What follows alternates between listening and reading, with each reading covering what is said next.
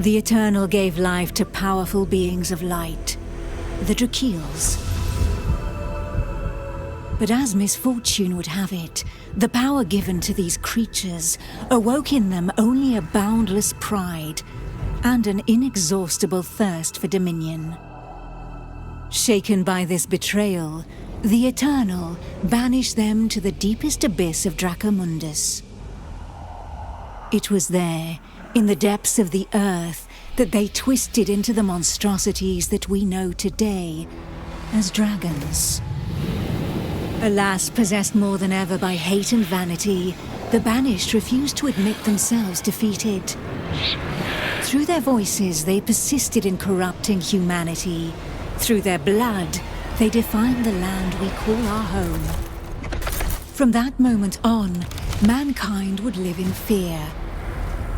Fear that one of the Dragon Lords, the most powerful of the Banished, would one day return to the surface.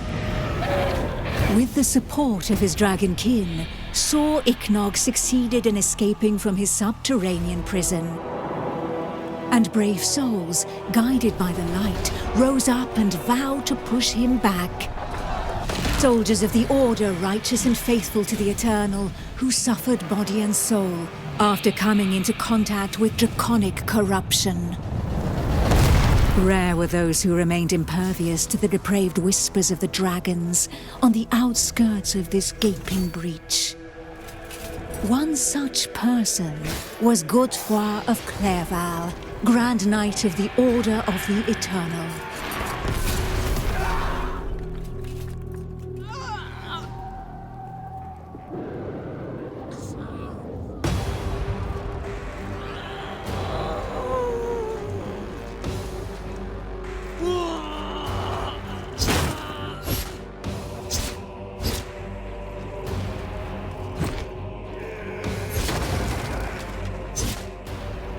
My strength fails me.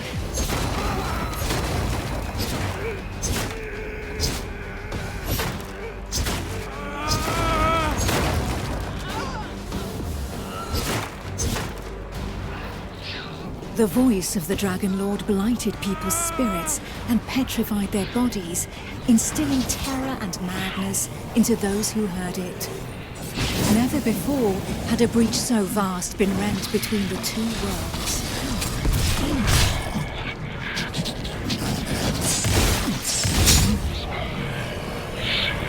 It was here, at this wound between worlds, that the corruption was most potent.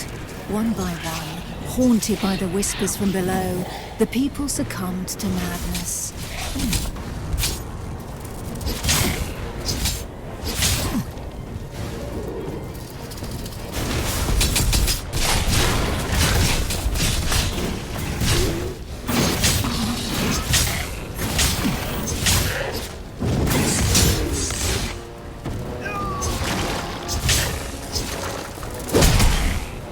Not yet. I must prepare.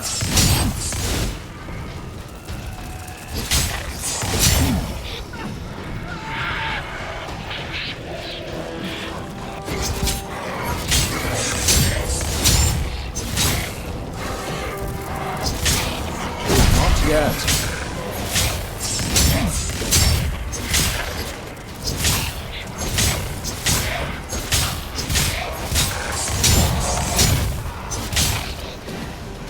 Pitiful in their wretchedness, and too weak to resist the command of their new masters, they drank the blood of the dragon and gave in to depravity.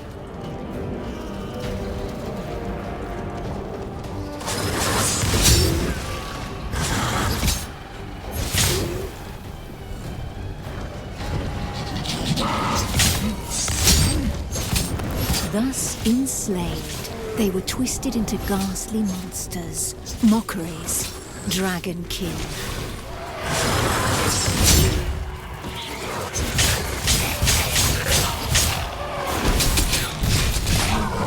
I fire reclaim!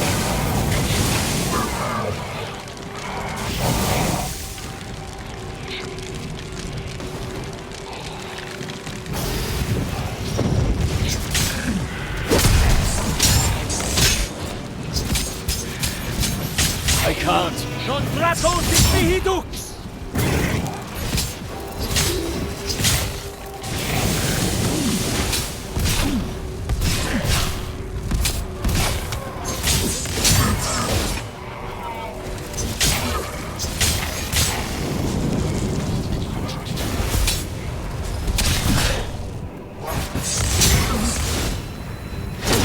Time.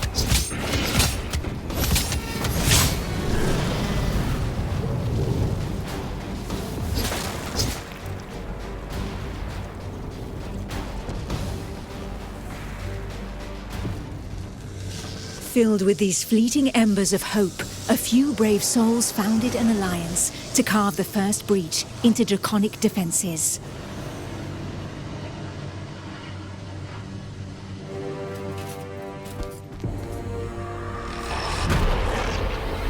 Here, the Dragonkin's power was strong.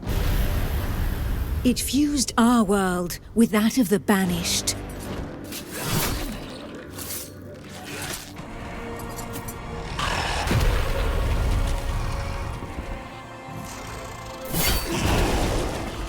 Godefroy of Clairval heroically broke through and shattered their defense barriers.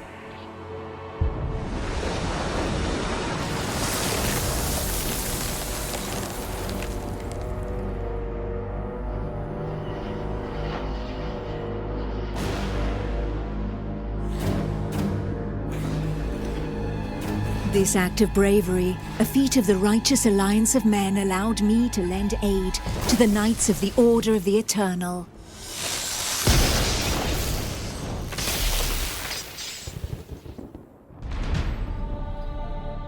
Me, Almantir, Grand Oracle of Pythodurcan, Dragon Blood, a human altered but not consumed by the draconic blood that flows through my veins. My sisters and I have powers given to us by the dragon, but our souls remain our own.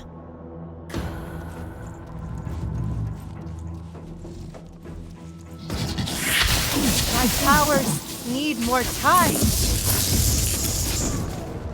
Not yet. I must prepare.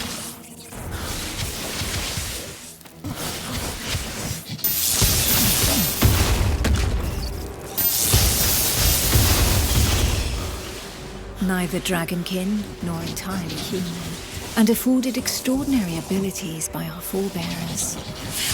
By those who drank the blood of the only banished dragon to have ever repented before the Eternal.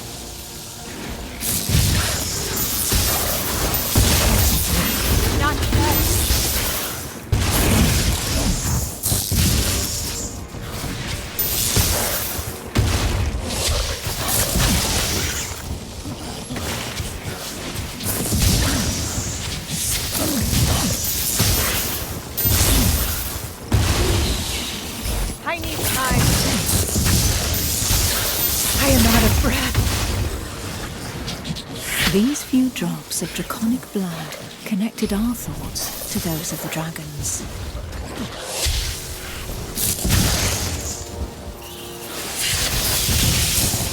With that understanding came a vulnerability. We soon learned that we were at the mercy of their whispers. The voices threatened to consume us, with no hope of salvation. Our civilization fell alongside the blue dragon Pythodurcan, forcing us to live amongst men in the city of the Order of the Eternal. I can't anymore.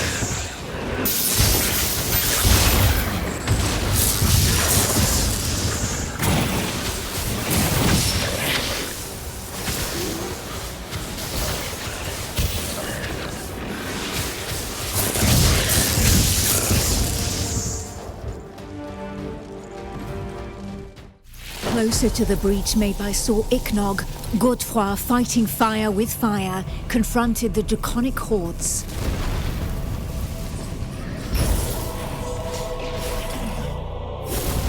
I battled by his side, but my strategy was less direct.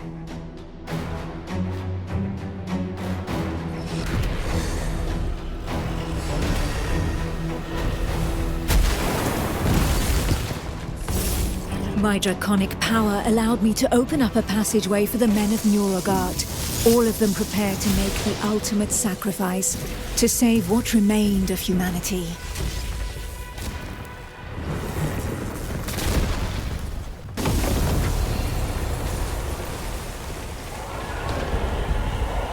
Once this invisible barrier had been breached, they knew that their lives would hang by mere threads. But these warriors from the north cared little for the uncertainties of our plan.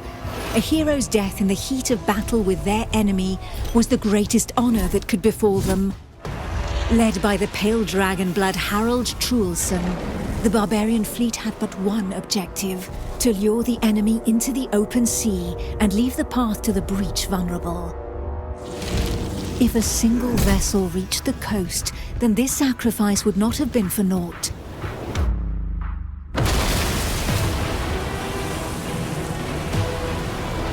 Harald Truelson reached the hostile shore and avenged those fallen from the Toriel clan.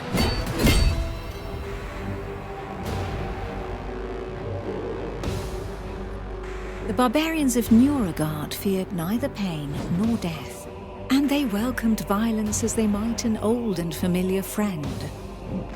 Truelson knew this friend better than most. I need time.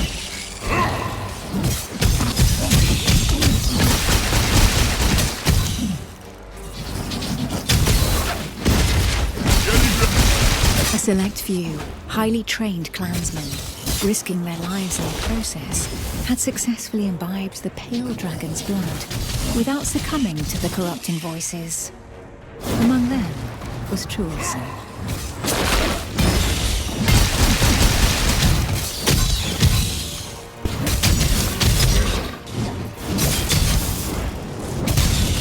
To become a dragon blood barbarian, he paid the ultimate price and cast away a portion of his humanity. In exchange, he received draconic powers that he put to use for the Toriel clan, the Eternal, and humanity at large.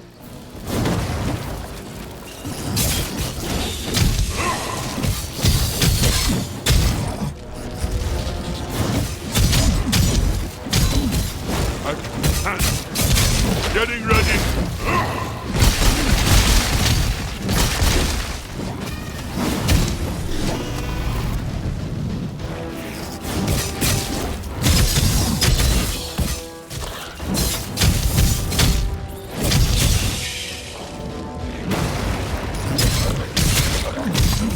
I need time. Tanking myself.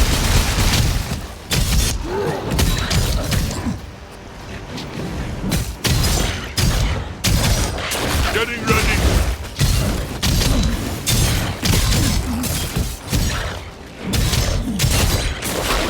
The pale dragon blood had achieved his goal. The Alliance's plan, as unlikely as it was to succeed, could run its course.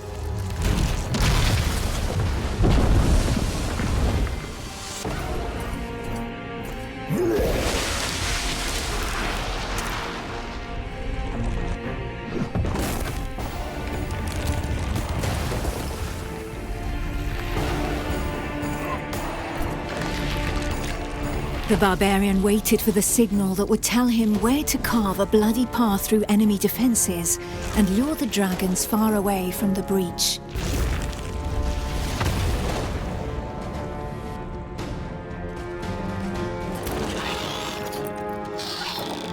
The Kongirati nomads, every bit as proud and as fearless as the warriors from the north, joined the alliance of men to help push back Sor Iknog, the Crimson Dragon.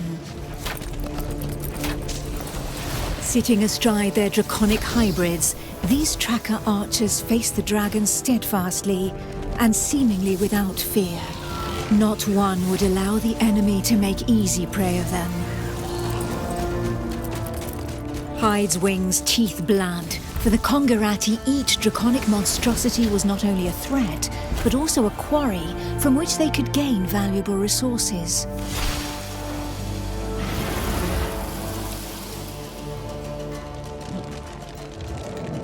And where others had begged and prayed for divine salvation, these nomads made full use of anything the earth and Providence offered them in order to survive.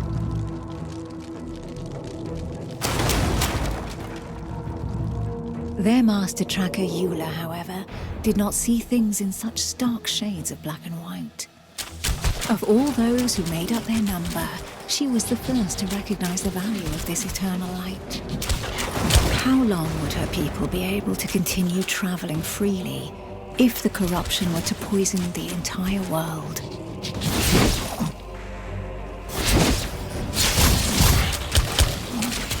My strength fails me.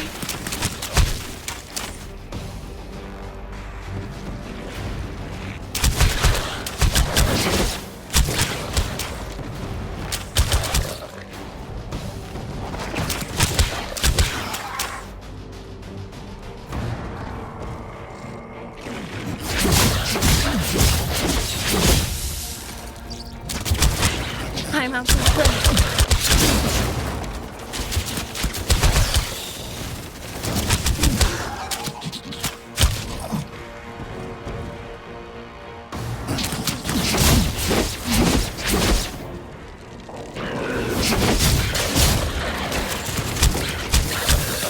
Have no ends left.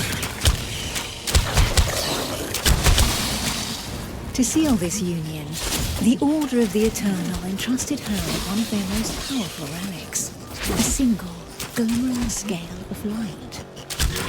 Each champion had one, and the power of their light would be needed to push Sor Iknog back into the shadows.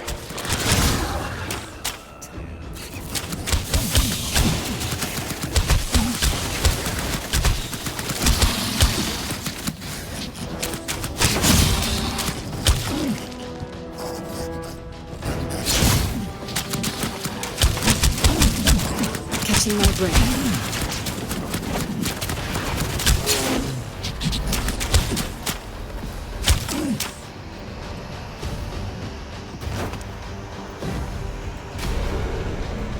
It was up to Eula, armed with her scale of light, to cast the invocation.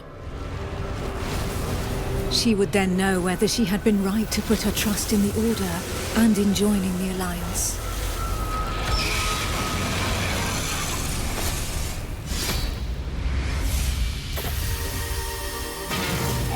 The power of the light was like nothing ever seen before. We heard the Dragon Lord howl into our minds, racked with pain and rage.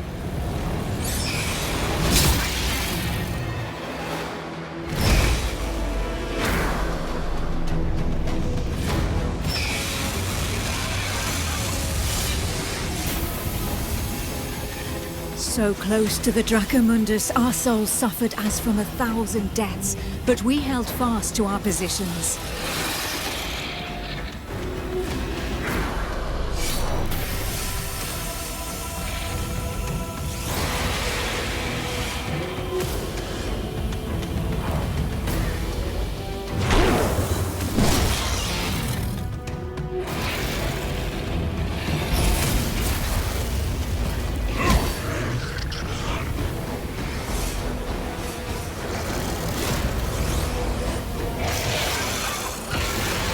Inch by inch, the divine light pushed the corruption back into the breach. And it was thus that the banished lord Sor Iknog disappeared once more into the shadows, where he would suffer eternal retribution.